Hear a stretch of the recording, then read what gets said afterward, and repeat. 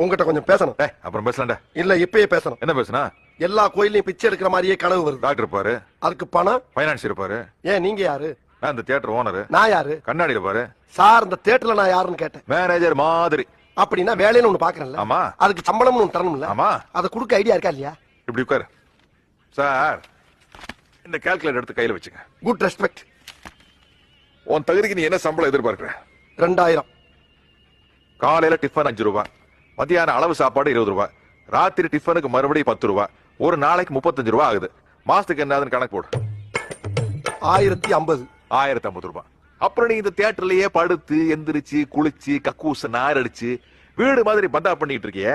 வீட்டு வாடகைங்கிற வகையில ஒரு 425 ரூபாய் போடு. 1475.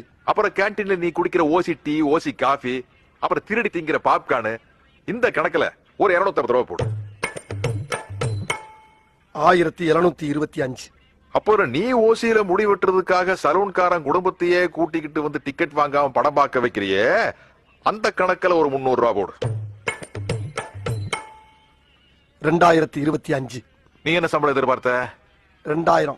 இந்த 25 ரூபாய் பாக்கிய மாசம் 1ஆம் தேதியிலிருந்து 7ஆம் தேதிக்குள்ள நீ எனக்கு கரெக்டா கொடுத்துரு. ஓகே?